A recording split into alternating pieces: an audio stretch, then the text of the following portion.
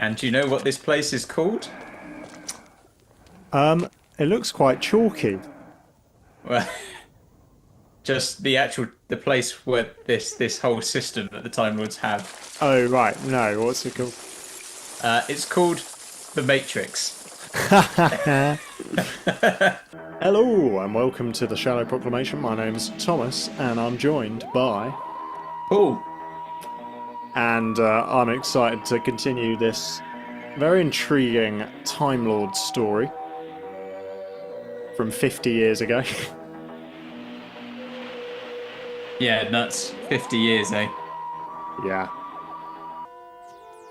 This is very Magneto-esque, isn't it, as well? It is, isn't it? All right, I'll confess. Very sensible. I confess you're a bigger idiot than I thought you were. There are 15 minutes. You realize I've been framed, don't you? Framed? Yes, framed. It's an Earth expression. It means that someone's got a great deal of trouble to get me into this mess. Why did you come back here? To try and save the president's life. So the president can't just regenerate, I guess. Well, it must have been some kind of weapon that stopped that, or Yeah. maybe it was on his last one, but I don't know. Yeah. I must see them docked, die, shame and dishonor.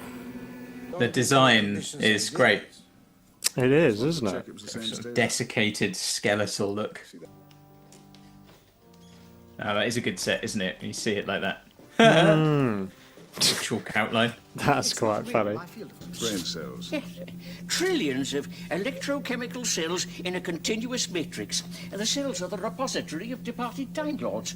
At the moment of death, an electrical scan is made of the brain pattern, and these millions of impulses are immediately transferred to the... I understand the theory. What's the function? To monitor life in the capital. We use all this combined knowledge and experience to predict future developments. Like the assassination of a president.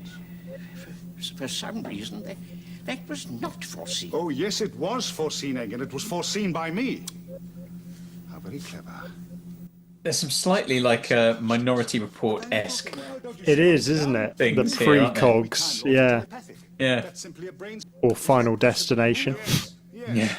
Oh, this is cool. So he's now entered the machine. Yeah. And do you know what this place is called? It looks quite chalky.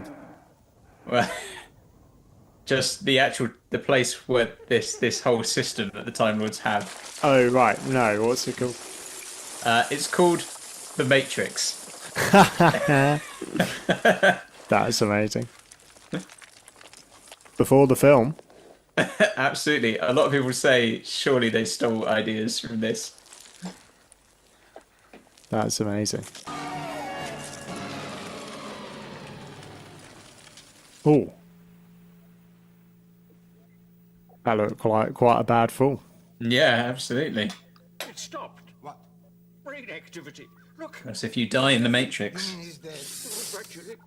Gosh. Die in real life. He's still breathing. This is a cool kind of mashup of locations and people. Yeah. Bit like the Mind Robber. Yeah. And the idea that it all switches is really, really good. Yeah. The crash zooms, so good. Oh gosh, that's gotta hurt. Is this gonna be the cliffhanger?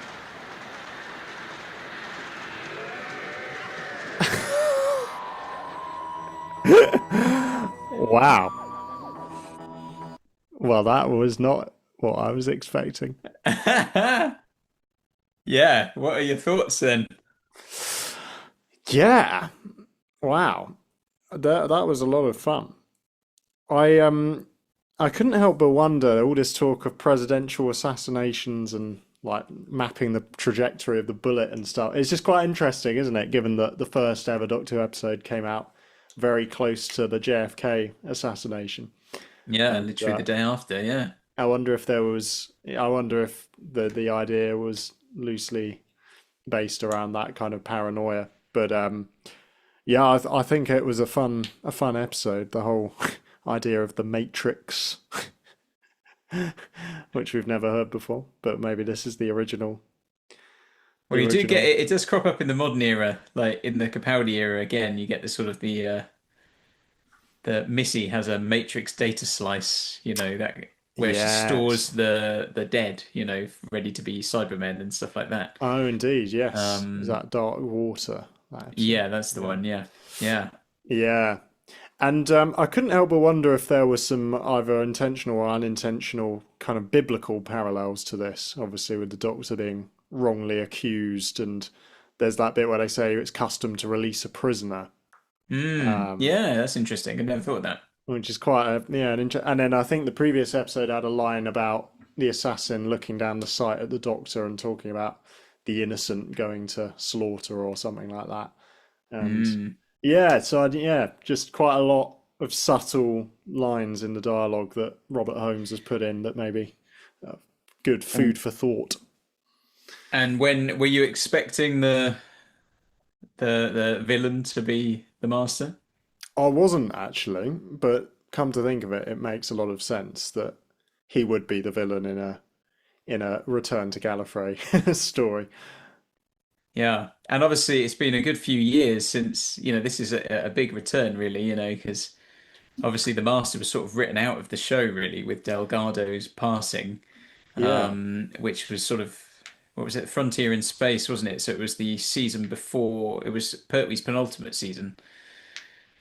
So, yeah, and so they've brought the character back. Did you twig when you saw the little technician before the Doctor said the Master, or because we had shrunken people in the Delgado era? oh, of course. No, I didn't quite twig it then, but Yeah, yeah, to my shame. But I'm intrigued by like, yeah, I guess it's going to be a new actor. I'm intrigued how they're going to play him. yeah, yeah. It'll be interesting. Yeah, yeah. I think it's yeah, it's pretty exciting. So yeah, I'm keen to crack on and see more. And obviously, yeah, all the stuff we've seen there. The stuff with the at the end in the sort of Matrix where he's in this kind of, I know it's crazy, isn't it? Like, but that sense that he's like lying on a table plugged into this Matrix where he's in the Yes. he thinks he's in this reality, living a life type thing, but of course it all changes and all around him. And of course, if he's injured in there, he can die in the real world. And you're like, this is so like, did the Wachowski brothers Yeah.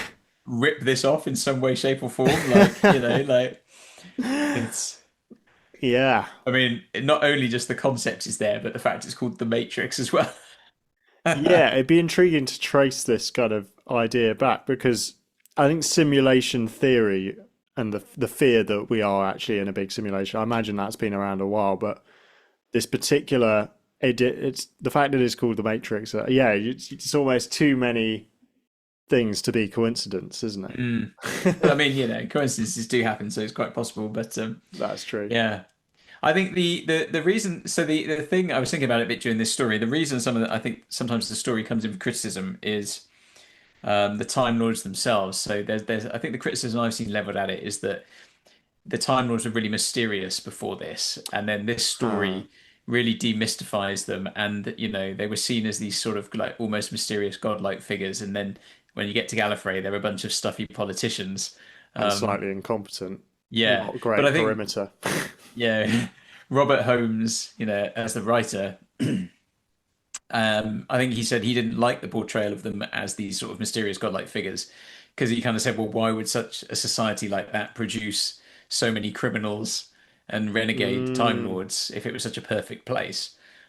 So he wanted to write them as sort of like corrupt bureaucrats, Yes. which I think is good. I think that works quite nicely. Yeah, I'm kind of sympathetic to both arguments because there is something cool about the Time Lords being the mystery of the Time Lords, but at the same time, yeah, exactly what you say. The idea of that, the sense that they're great but not necessarily good, Mm.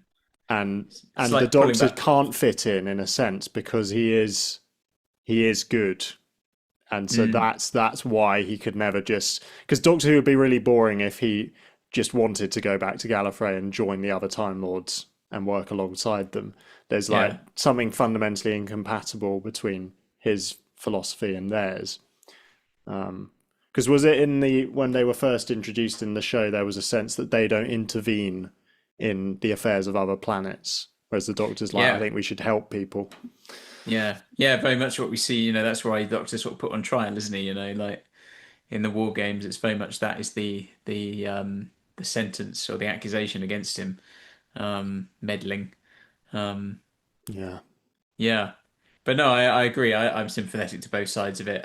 But it is a bit like the Wizard of Oz, isn't it? Pulling back the curtain. Yes. Um, If you maybe have felt that there's been a massive build up to this reveal, it's probably quite disappointing to discover what they're actually like. yeah, maybe so. But I think for me, like as a kid, like watching it, it was just exciting, Mm. to be like on Gallifrey and having Time Lords, and particularly with all the sort of and the Master and law and all this sort of kind of almost like law drops. Um, Yeah. for me, that ticks a box as a young lad. Like, Yeah, and it's kind of respecting the audience quite a lot, isn't it? Because it's not over explaining everything, but it's making all these references to past stories. So it's kind of presuming on our patience as an audience and a sense that we've been keeping up with the show. yeah, I think you'd probably still be able to follow it if you were coming into Doctor Who cold and watch this story. You'd follow it to some degree, but it's more rewarding having yeah, seen how all these elements built up. yeah. There's definitely a payoff for the long-term viewer, isn't there, or the fan? So Yeah, yeah, the fan. nice. Brilliant. Well, thanks for watching, everyone. Let us know if you're fans of this story, The Deadly Assassin. And we will be back for part 3. Do subscribe and do check out Patreon for the full commentary tracks. We'll see you soon. See you soon. Bye bye.